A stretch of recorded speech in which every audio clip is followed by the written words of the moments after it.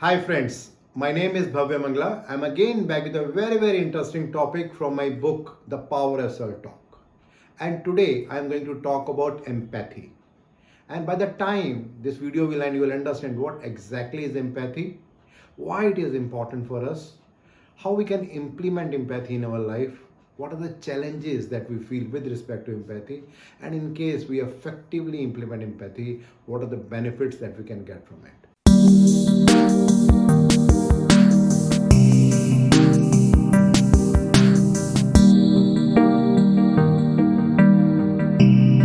Well, let me start with a story.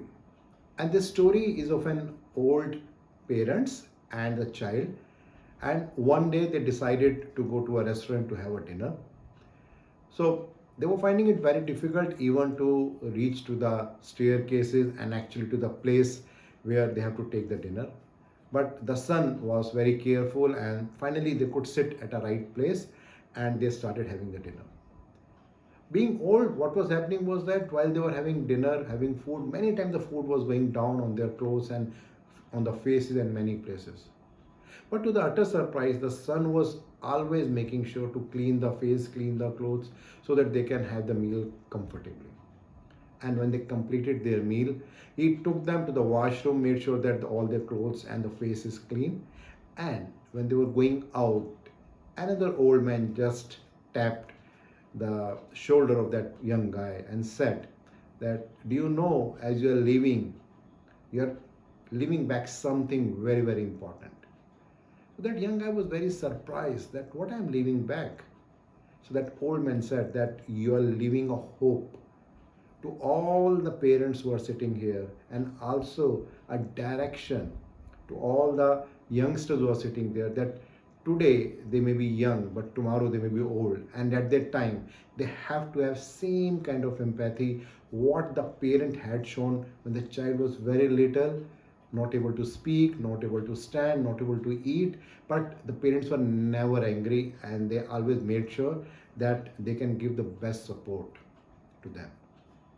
Well, if you talk about this particular story, there can be many different morals which can be there. But here, primarily, I'm focusing with respect to empathy. That when we are passing through a good situation, we have a different perspective. But when we pass through a difficult situation, our perspective changes entirely. Well, Maya Angelou said a very interesting thing. She said that I think we all have empathy. We may not have enough courage to display it. So, when we talk about empathy, primarily the idea is that we should understand the feelings of other person and we should be there to help that person at the time of help. But that does not mean that we have to feel that kind of depression, that kind of anxiety, that kind of uh, something, a feeling that you cannot do anything. Because if you are doing that, then you will become like that person. Say, for example, you have a friend and that person is down with COVID in a different city in the hospital and working hard to save the life.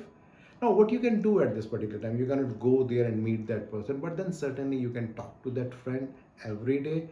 You can give a hope that very soon you will be right. Maybe giving a hope that very soon you're going to meet and then we'll have a good time and all those things. And by doing that, what you are trying to do, we are just trying to give a person a hope that everything will be okay very soon. But while doing that, we are not losing our strength, we are not losing our energy, and we are doing it with the best of our intention at that time. So it's very important to understand that when we talk about empathy, it's also important to understand what are the key things with respect to empathy. So when we talk about empathy, primarily it is an absence of ego, and we are talking more about compassion about other person. And there are four key qualities in case a person wants to be empathetic.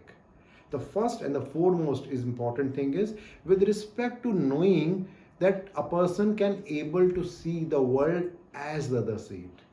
So here the intent is that you're not trying to use your perspective, that what you think is right. It can be any political discourse, it can be something with respect to religion or anything, but try to understand the perspective of other person. The second very important thing, a very important quality to be empathetic, is talking about to be non-judgmental. Now there is always a possibility that in our family or maybe in our office or business, maybe somebody makes a mistake. Now we can become a judgmental that this person is always doing like this person does not understand the seriousness of the problem, and there can be many more things. But if we can take care with respect to that, then that will be a very good quality. The third very important thing is about understanding others feeling. Say, for example, a person has reached office late. Now, one thing is very simple. We can always say that you are always late, you don't understand that time is very important. But another way is to see the things from others' person perspective, and then we can make things little simpler. And the fourth and the most important thing is to communicate your understanding of that person's feeling. Now, at time it happens that a person is in a very bad situation. Maybe someone dies in the family of a friend or maybe someone. Now, when you're going to meet that person, now rather than becoming of that state, if you can tell that person that yes, you can very well understand his feeling, and now how we can work together to come out that particular situation. So that is a way in which something good can be done with respect to that. So that brings a very, very interesting question. The next step, that why does it happen that we are not able to practice empathy effectively, and what we can do to empathize with other person effectively. So the first and the most important thing that needs to be done at this particular stage is to not take responsibility for others' emotions. Many times it happens that we get in a guilt feeling. Say, for example, you are not there to support your friend, and you feel that well, you're always there in good times, but in the bad times you are not there. But by having a guilt, what you're trying to do is that you're becoming weak and you're not able to support your friend the way you can then. So it's very important to make sure that you are not owning the responsibility of something for which you are not responsible. Then second very important thing is to be real about how do you feel. Say, for example, assume that you have cheated someone, and now you have to confess that. Now, one thing is that you try to avoid that particular situation.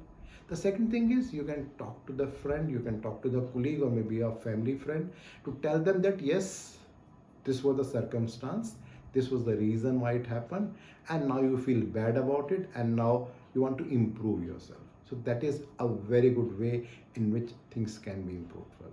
The third, a very interesting thing is to imagine that what it's like for them. Say, for example, someone is down with COVID, like I said, the previous example. Now, in that particular situation, you understand that how the other person is feeling. Now, rather than becoming like that person, you can always tell that person that yes, I can understand how bad you are feeling. You are alone in your room, say for more than 10 days or 15 days. So I empathize with you, and let's work together and make sure that you come out more strongly about that. And the fourth and very important thing is to forgive yourself and others. Now, it's a very, very important quality, and here I'm talking about the power to let go. At times, it happens that we take control of many things and we want people to work the way we want. But if we can forgive and we can let go, I think at that time we can make things a little bit easier and making things more simpler for others. But in general, when we talk about life, one very common thing that we see is that we find it very difficult to have empathy with others. And there are key reasons that why it happens. The first and the foremost is that generally we feel threatened that in case we do like that, then people can take advantage of us. At times we feel that we become more judgmental about a situation. We want to see everything from our perspective. We think that we are right and other people are wrong. That creates a problem. And third and the most important thing is the fear that in case we empathize with the other person will take advantage of myself.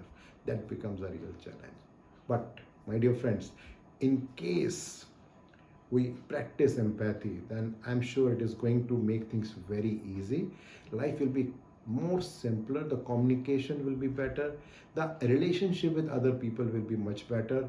There will be a good increase in positivity, it will lead to teamwork, and certainly the negativity will certainly reduce. Well, I am challenging every day myself to empathize with others. Sometimes I'm successful, sometimes I fail, but still I make sure that I will empathize with others as much as possible. What you're doing with respect to that? I'm looking for your feedback. Thank you.